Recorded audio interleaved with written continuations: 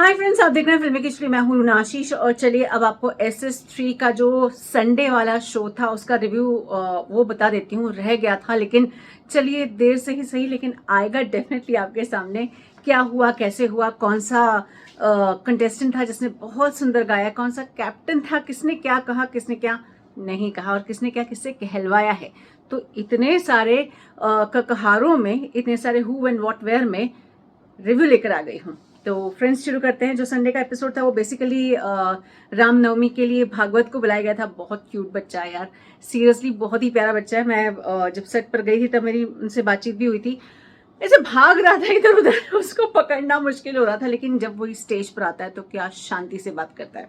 I really love it. And then Kalyan ji Anand ji का main उनको guest के तौर पर बुलाया गया था, उनके गाने गाए गए थे। तो सबसे पहले जो वैष्णवी थी वो जा रे जा ओ हर जाई। It was very interesting way the way she was singing, और ऐसा लग रहा था आप सुनते रहिए। बहुत मीठी आवाज ना, तो उसका एक इम्पैक्ट ये पड़ता है कि बेटा तुम गाती रहो, ओके, बस गाती रहना। उसके बाद फिर मियाँ छोटी सी उमरिया में, सच में इतनी सी उमरिया में पता नहीं इतना सुंदर कैसे गाती है, बट शी सैंग वेल।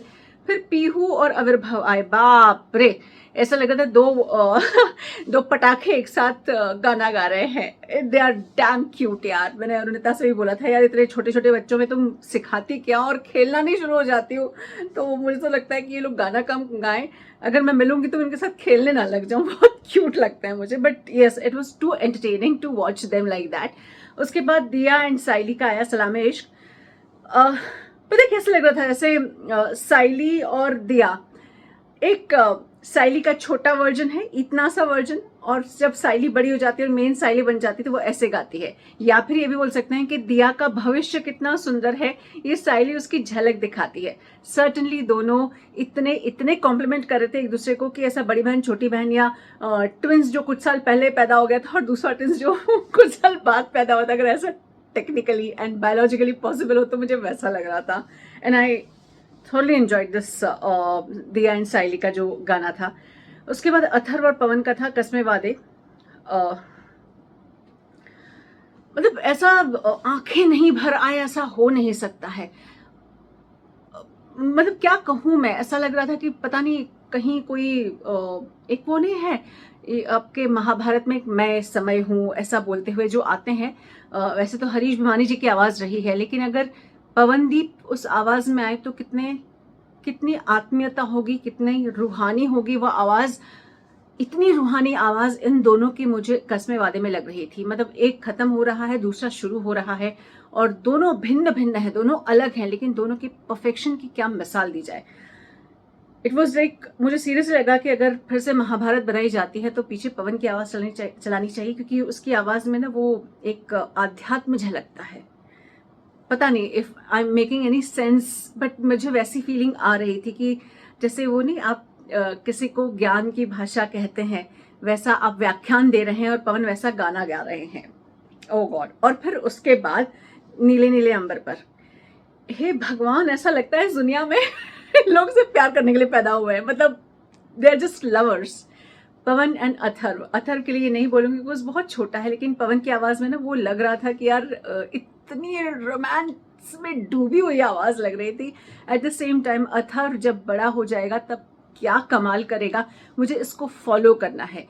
जीते नहीं जीते, कहाँ तक जा रहा है, वो सब देखेंगे ना यार। बड़े बड़े लोग वहाँ म्यूजिक वाले बैठे हैं यहाँ पर, मैं तो सब गाना एंजॉय करने के लिए और बच्चे की बदमाशियां देखने के लिए बैठे होते हैं। लेकिन हाँ, अथर्व को मैं खुद एज ए जर्नलिस्ट फॉलो करना चाहूंगी कि यार क्या बच्चा है यार ये। उसके बाद फिर अरुणिता और आविर्भाव का आया। ये भी एक अलग ही टेंजेंट के सिंगर्स हैं दोनों।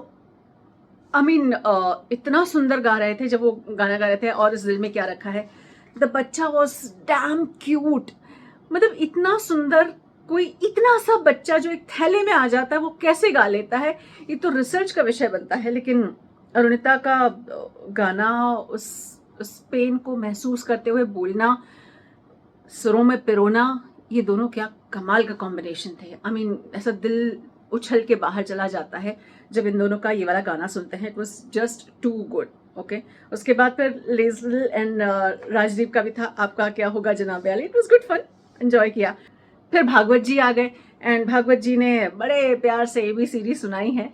छोटी छोटी प्यारी प्यारी सी क्यूट सी बातें की हैं और फिर रामनवमी के तौर पर गाना भी गाया गया। वो बहुत सुंदर माहौल था।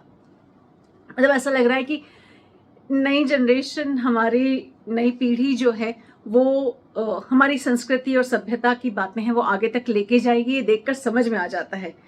उसके बाद देवानंद श्रेया का गाना दिल तो है दिल रखा गया था। बहुत मीठी आवाज़ है यार देवानंद श्रेया। मुझे सच में लगता है हिंदी नहीं समझ में आती, लेकिन आवाज़ में इतनी मिठास है ना, इतनी मीठी सी है ना कि ऐसा लगता है बस सुनते जाओ। एकदम होम्योपैथिक गोली जैसी हो यार तुम। मेडिकली भी काम कर लेती हो और मीठी मीठी भी लगती हो। तो it's really cute. And captain of the week है वो पवन बने हैं। और जो टॉप 5 रहे हैं वो अथर्व, आर्यन, क्षितिज, दिया, आविर्भाव। इट वॉज जस्ट मजेदार यार। एंड पवनदीप अब चूंकि कैप्टन बन गए हैं तो पवन तुम बहुत अच्छे से आगे इसी परंपरा को बढ़ाओ, क्योंकि अगर संगीत में 5 अच्छे लोगों के बीच में चुनाव भी होना है कि कौन कैप्टन ज्यादा अच्छा है, तब भी यार फाइनली ना संगीत के लिए बेटरमेंट होता है, संगीत को एक नया सितारा मिलता है।